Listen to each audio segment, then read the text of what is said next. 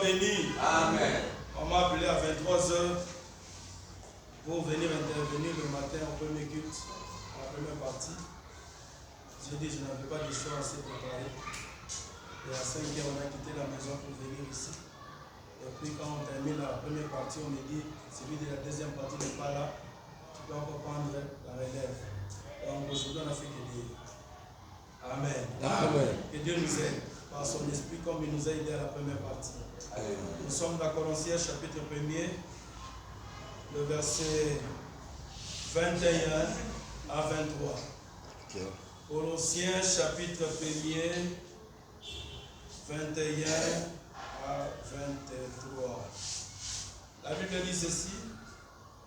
Et vous qui étiez autrefois étrangers et ennemis par vos pensées et par vos mauvaises œuvres, il vous a maintenant réconciliés par sa mort dans le corps de sa chair, pour vous faire paraître devant lui saint, irrépréhensible et sans reproche. Si du moins vous demeurez fondés, inébranlables dans la foi, si vous demeurez fondés et inébranlables dans la foi, sans vous détourner de l'espérance de l'évangile que vous avez entendu, qui a été prêché à toute créature sous le ciel, et dont moi, Paul, j'ai été fait ministre. Amen. Amen. Est-ce qu'on peut acclamer la parole du Seigneur? Le thème de l'année, c'est Jésus revient bientôt. Jésus revient bientôt. Et c'est comme ça que nous avions pris comme thème, sous-thème, Jésus revient bientôt, demeurons donc dans la foi. Amen. Jésus revient bientôt, demeurons dans la foi. Gardons la foi. En d'autres termes, je voulais parler sur la puissance de demeurer dans la foi. Bien-aimé dans le Seigneur, c'est une chose de croire au Seigneur Jésus-Christ, mais c'en est une autre de demeurer dans la foi. Beaucoup de gens commencent bien la vie chrétienne, ils commencent très bien la vie chrétienne, mais après un temps, ils abandonnent la foi. Certaines personnes, lorsqu'ils sont dans les problèmes, ils sont en difficulté, et lorsque Dieu le fait grâce, Dieu le bénit, ils vont s'enlacer de la foi. D'autres personnes, ils ont des problèmes, ils sont venus à cause des problèmes, des souffrances et des difficultés, et ils ont prié, et tellement qu'ils n'ont pas trouvé la solution dans leurs problèmes, ils abandonnent la foi. Et ce matin, Dieu m'envoie nous dire, bien-aimés dans le Seigneur, Jésus revient bientôt, demeurons donc dans la foi. La marche chrétienne, c'est une vie surnaturelle. Dès le jour où nous avions donné notre vie à Jésus, une nécessité nous a été imposée. Ce n'est pas la marche par la vue, mais c'est la marche par la foi. La foi veut dire quoi? Je ne vois rien. Il y a du noir devant moi, mais je crois. Je crois que Dieu est capable de faire. Je crois que Dieu fera. Amen. Amen. Dieu veut que nous soyons établis dans la foi. Que nous soyons des chrétiens établis dans la foi. C'est pourquoi l'apôtre Paul dit dans le passage que nous avions lu, inébranlable, insécouable, imbougeable, être stable dans la foi, ne pas perdre la foi. Voilà pourquoi il dit, mon juste est vivant par la foi, et s'il se retire, je n'aurai pas plaisir de lui. La foi, c'est une confiance que nous avons en ce Dieu-là, et une ferme assurance. Alléluia. Amen. Oui, le passage que nous avions lu dans le verset 21-23, Paul dit aux Colossiens, il leur parle par rapport à ceux qui sont devenus, ils sont devenus en Jésus-Christ par sa mort. Il a dit, vous qui autrefois étiez des étrangers, vous qui autrefois étiez des ennemis de Dieu, mais aujourd'hui vous êtes réconciliés avec lui par sa mort. Vous êtes réconciliés avec Dieu. Jésus nous a réconciliés avec son Père alors que nous étions des étrangers. Alléluia. Amen. En lisant ces passages, bien-aimés dans le Seigneur, j'ai 3 grandes vérités à partager avec nous pendant ces 3 jours. Et les grandes vérités importantes, bien-aimés, par rapport à demeurer dans la foi. En d'autres termes, bien-aimés, nous voulons parler sur l'importance de demeurer dans la foi. Nous voulons parler sur le résultat de demeurer dans la foi. Nous voulons parler sur l'impact de la foi. Qu'est-ce qui arrive, bien-aimés, lorsque nous demeurons dans la foi? Quels sont les avantages, frères et sœurs, de demeurer dans la foi? Oui, la première chose pour demeurer dans la foi, bien-aimés, la foi change notre identité. La foi en Dieu change notre identité. Je ne sais pas, bien-aimé, quel est le nom que les gens t'appellent. Je ne sais pas, moi, bien-aimé, là où tu vis, qu'est-ce que tu vis. Je ne sais pas, moi, bien-aimé, quelle est ta nature, quelle est ta statut. Mais j'aimerais te dire ce matin que lorsque tu as la foi en Dieu, Dieu changera ton identité. Amen. Celui qui était méchant, il devient gentil. Celui qui était voleur, son identité change. Il était sorcier, son identité change. Il était prostitué, son identité change. La personne qui était sorcière, son identité change. La première des choses, c'est que dans la foi, Dieu a la capacité de changer notre identité. Amen.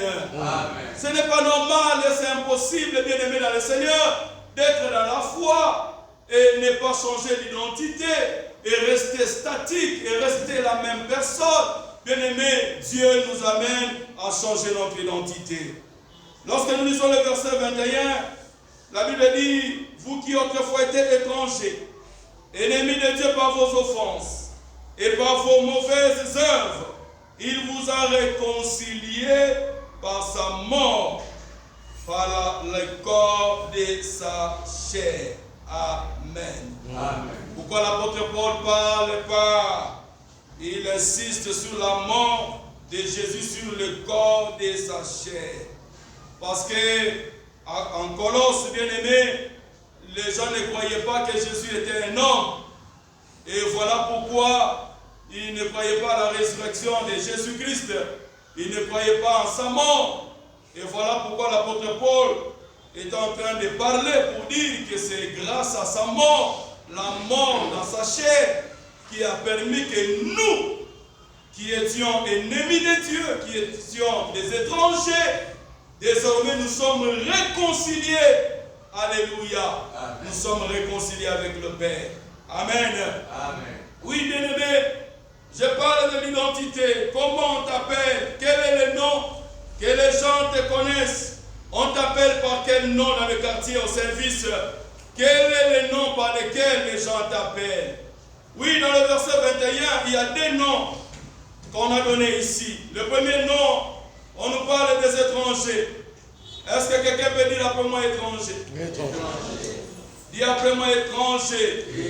Et le deuxième nom qu'on a donné ici, ennemi de Dieu.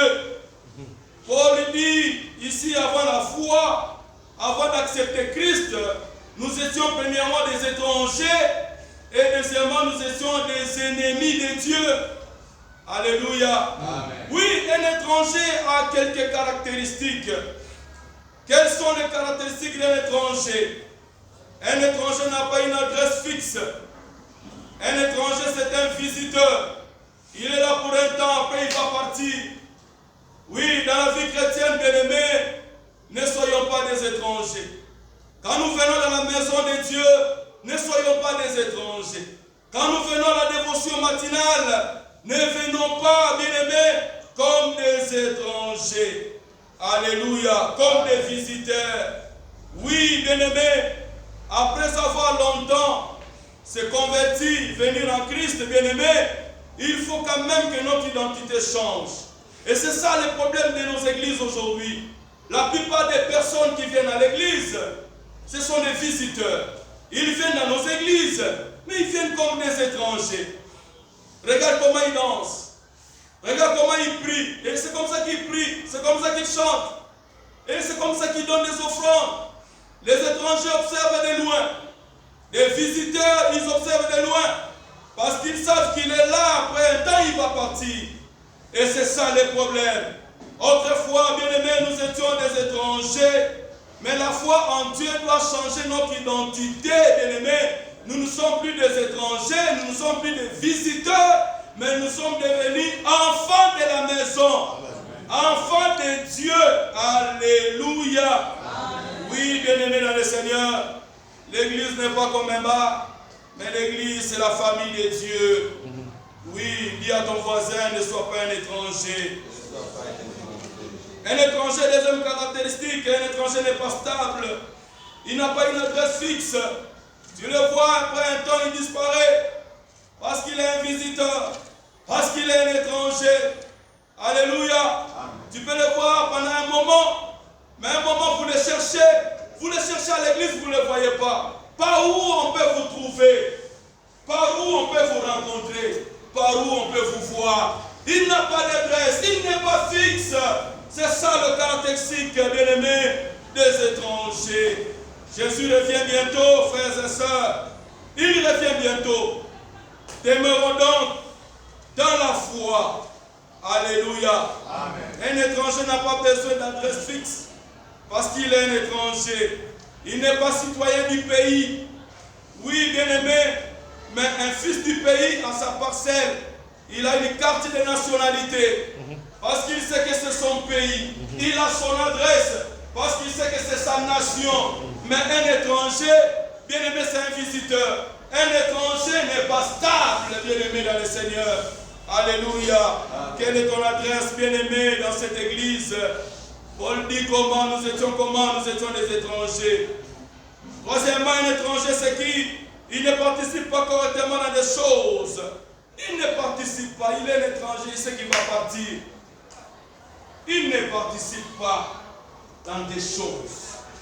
Il s'en fout, bien-aimé, du pays. Il s'en fout de la nation. Il s'en fout de là où il est. Parce qu'il sait qu'un jour je vais partir.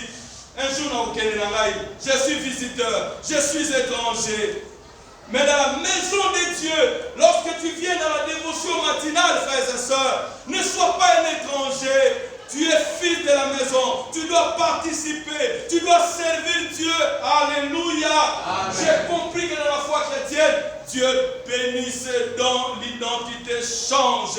Lorsque tu participes dans l'œuvre de Dieu, lorsque tu sers Dieu, lorsque tu es engagé, bien-aimé, même si tu ne vois pas la totalité de l'accomplissement des promesses, même si la vie est limite, mais Dieu ne t'abandonnera pas parce que tu n'es pas un étranger. Tu as compris que tu es fils de la maison et que tu dois, bien-aimé, le servir, tu dois t'impliquer. Alléluia. Amen. Il ne s'implique pas un étranger. Ce n'est pas chez lui. Ce n'est pas chez eux. Il n'a pas besoin de s'impliquer. Alléluia. Amen. Il s'en fout de tout. Il s'en fout de tout. Je donne un exemple. C'est comme une dame qui va, par exemple, habiter quelque part ou bien se loger, ou bien aller chez son ami, dame, ou bien dans un foyer, ou bien dans un couple qui le reçoit. Cette dame-là, lorsqu'elle est dans cette maison, même ce qu'il y a du ça, elle ne va pas préparer. À moins qu'on la dise. Parce qu'elle sait que je suis visiteur. Elle sait que je suis étrangère dans cette maison. Même si elle y a des cuisines, à Rosimbaté, elle va attendre qu'on la dise. Mais elle connaît préparer. Mais elle va observer. Elle va garder le silence. Parce que ce n'est pas chez elle. Alléluia. Oui, bien-aimé, notre identité doit changer. Ça doit changer. Notre façon de vivre doit changer. Dieu bénit les gens dans l'église dont l'identité change. Si tu veux, bien aimé, rester étranger, tu vas attendre longtemps. Oh, les gens ne me visitent pas. Oh non, les gens ne font pas ça. Oh, les gens. Ça, c'est le caractéristique des étrangers. C'est pourquoi Paul dit autrefois vous étiez des étrangers, mais à cause de Jésus-Christ, il vous a réconciliés. Nous ne bâtissons pas nos familles avec des étrangers. On ne bâtit pas la famille avec des visiteurs, mais on bâtit la famille, bien-aimés, avec les fils et les filles de la maison. Bien-aimés dans le Seigneur. Alléluia. Ce sont des fils, ce sont des filles qui font la force d'une famille. Beaucoup de départements, beaucoup d'églises, beaucoup, bien-aimés, des groupes sont en train de souffrir. Oui, parce que nous sommes remplis des étrangers. Alléluia. Est-ce que tu peux acclamer le Seigneur?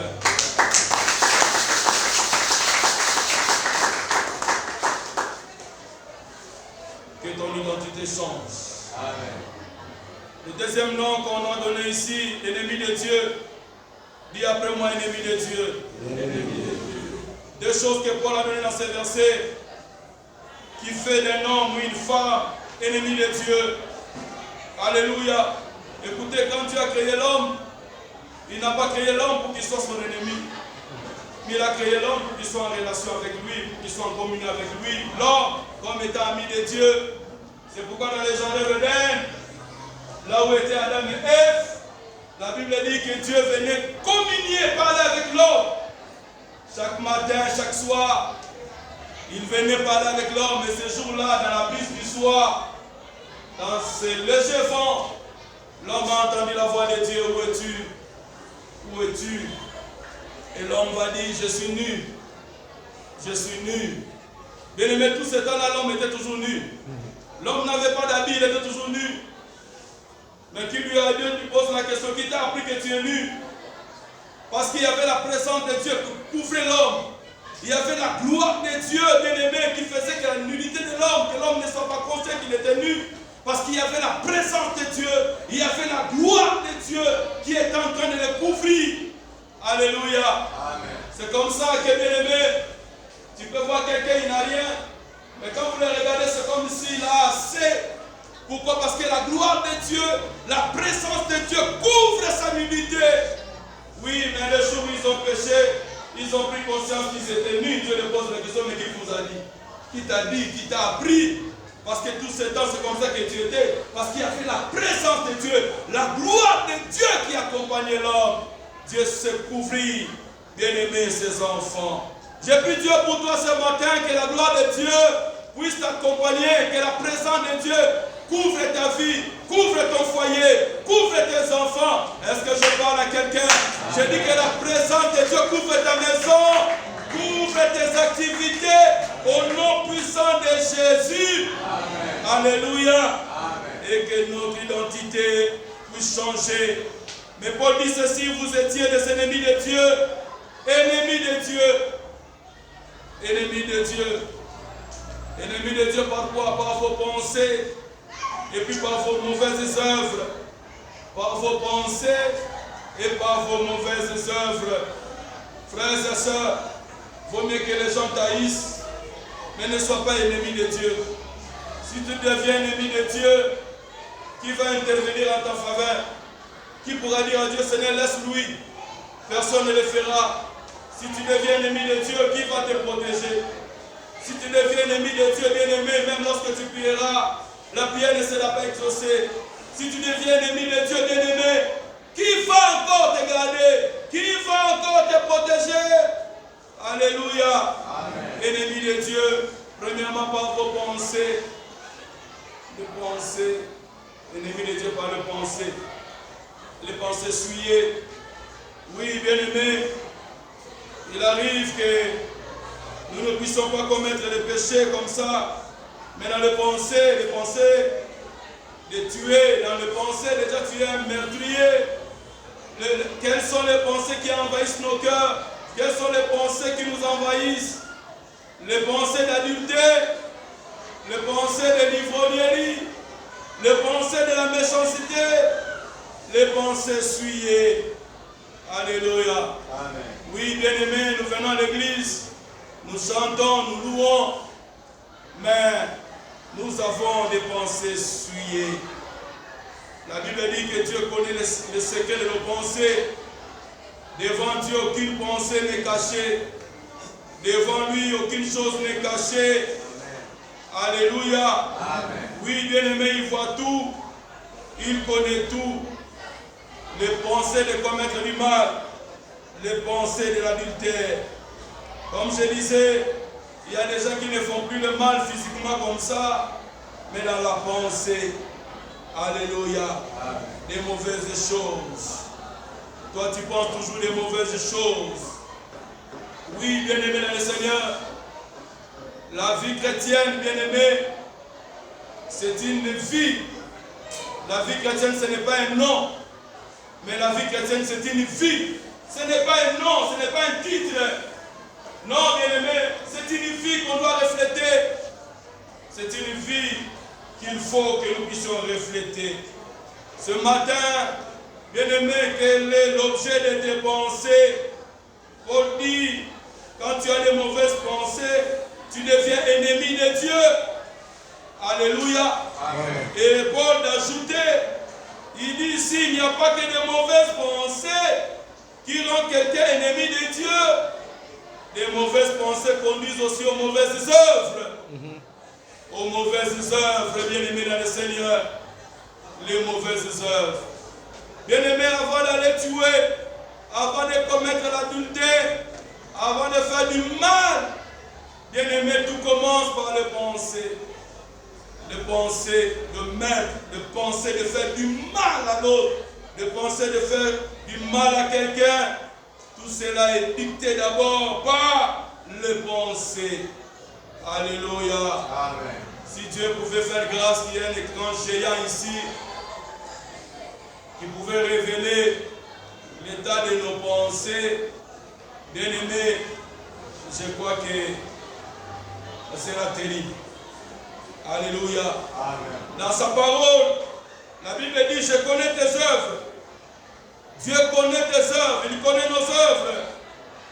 Les œuvres que nous commettons pendant la nuit, les œuvres que nous commettons quand les autres ne sont pas là, quand on est seul, au service, dans le quartier, quand il fait noir, les œuvres que nous faisons, il dit, je connais tes œuvres. C'est pourquoi il dit, ces jours-là, chacun rendra compte de quoi? Il rendra compte de toutes les œuvres qu'il aura eu à faire sur la terre. Nous allons donner les rapports. Nous allons rendre compte de toutes les œuvres que nous avons eu à faire ici sur la terre. Alléluia. Oui, bien-aimé dans le Seigneur. Quel est le rapport que je vais donner devant Dieu? Quel est le rapport que toi tu vas donner devant ce Dieu-là? La puissance de demeurer dans la foi change notre identité. Tu ne peux pas t'appeler chrétien tout en ayant de mauvaises œuvres. C'est très grave, c'est triste, bien-aimé, de voir dans nos églises, frères et sœurs, les gens qui s'appellent des chrétiens, mais nous sommes remplis de mauvaises œuvres. Nous sommes remplis de mauvaises choses. Alléluia. Lorsque il y a bagarre, on est là. Lorsqu'on doit injurier, il y a bagarre dans la famille et qu'on a besoin d'injurier, on va aller taper là Kasumbalesa, il y a fini à bien. Et nani kuyambela, papa binawak, munichunge. Et quand tu arrives là, frères et sœurs, c'est terrible. Mais à l'église, on connaît que tu es un chrétien, tu es une chrétienne, tu viens à la dévotion maintenant chaque jour. Alléluia. Lorsqu'il y a des événements de bagarre, événements à Kuchambula, te voilà, tu es là. Alléluia. Amen. Parce que toi, tu ne laisses rien. Dernièrement, Kinshasa, j'ai appris un terme.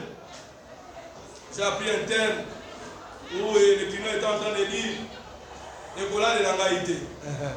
Alléluia. Là, il y a de l'angaïté. Il faut bima. Alléluia. Mais tu es chrétien, tu es enfant de Dieu. Yo est là de la cailloté. Quelqu'un d'autre dit dans sa banquité. Alléluia. Mais tu es enfant de Dieu, mais reconnu par de mauvaises œuvres, frères et sœurs. Que Dieu nous aide. Alléluia. Amen. Oui, quand on est ennemi de Dieu, la prière ne sera pas exaucée. Quand on est ennemi de Dieu, bien-aimé, qui va te protéger? Quand on est ennemi de Dieu, bien-aimé, oui, même le sacrifice que tu feras, ne marchera pas, ne sera pas agréé. Quand on est ennemi de Dieu, même lorsqu'on aura des projets, on a des projets, ces projets ne s'accomplira pas. Oui, frères et sœurs, arrête avec l'ivrognerie, arrête avec la débauche, arrêtons avec les mensonges. Nous sommes dans la nouvelle année, Jésus revient bientôt. Demeurons donc dans la foi et abandonnons les mauvaises œuvres. Alléluia. Amen. Oui, bien-aimés dans le Seigneur, lorsque nous vivons dans les mauvaises œuvres, il y a une inimitié entre l'homme et Dieu. Oui, frères et sœurs, Dieu a créé l'homme pas pour qu'il soit son ennemi, mais Dieu a créé l'homme pour qu'il soit son ami. C'est pourquoi Jésus dit, je ne vous appelle plus serviteurs, mais je vous appelle mes amis. Abraham était l'ami de Dieu. Oui, Moïse était ami de Dieu. Enoch était ami de Dieu. Enoch était ami de Dieu. Que Dieu soit béni. Nous allons prier. Nous allons dire à Dieu, Seigneur, aide-moi ce matin à demeurer dans la foi, à ne pas perdre la foi. Mais je veux demeurer, je veux